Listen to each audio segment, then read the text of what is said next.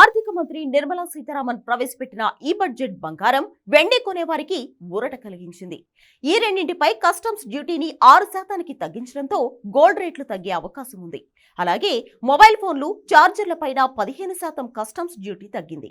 దాంతో మొబైల్ రేట్లు కూడా డౌన్ అవుతాయని అంటున్నారు. పేద మధ్యతరగతి జనాన్ని దృష్టిలో పెట్టుకుని ఈసారి కేంద్ర బడ్జెట్లో వరాలు ప్రకటించారు. 9 ప్రాధాన్య అంశాల ఆధారంగా ఈ బడ్జెట్ను రూపొందించారు. విద్యార్థుల చదువులకు లోన్లతో పాటు పేదలకు పీఎం ఆవాస్ యోజన ఇళ్లు, ముద్రా లోన్లు పెంపు లాంటి అంశాలు పోర్ మిడిల్ క్లాస్ వారికి ఊరట కలిగించేవి.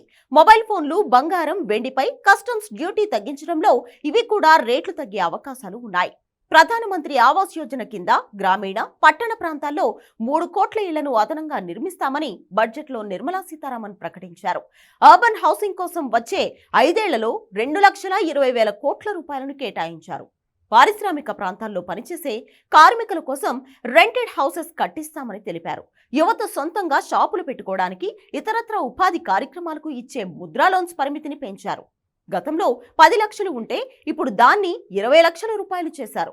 ప్రకృతి వ్యవసాయంలోకి దేశవ్యాప్తంగా 1 కోటి మంది రైతుల్ని తీసుకురావాలని కేంద్ర ప్రభుత్వం ప్లాన్ చేస్తోంది. అలాగే 5 రాష్ట్రాల్లో కిసాన్ క్రెడిట్ కార్డులు, వ్యవసాయం, అనుబంధ రంగాల అభివృద్ధికి 1,50,000 కోట్లు కేటాయించారు. ఈ బడ్జెట్లో యూత్ కి బాగా ప్రయారిటీ ఇచ్చారు. వచ్చే 5 ఏళ్లలో 20 లక్షల మంది యువతకు స్కిల్ డెవలప్మెంట్ కింద శిక్షణ ఇవ్వబోతోంది కేంద్ర ప్రభుత్వం. అలాగే వచ్చే 5 ఏళ్లలో 1 కోటి మందికి 500 పెద్ద కంపెనీల్లో ఇంటర్న్షిప్లు కల్పిస్తారు.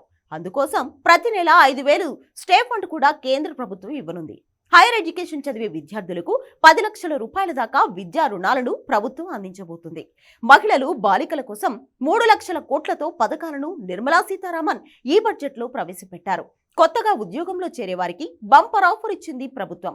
మొదటి నెల జీతంలో 15,000 దాకా ఆ ఉద్యోగి పీఎఫ్ ఖాతాలో కేంద్ర ప్రభుత్వం డిపాజిట్ చేయనుంది. ఈ స్కీమ్తో 2 కోట్ల మందికి పైగా యువతకు బెనిఫిట్ ఉంటుందంటున్నారు నిర్మలా సీతారామన్. యువత నైపుణ్యాలను పెంచే బడ్జెట్ను ఇచ్చామన్నారు ప్రధాని నరేంద్ర మోడీ. అన్ని వర్గాల అభివృద్ధి కోసం దీన్ని రూపొందించినట్లు చెప్పారు.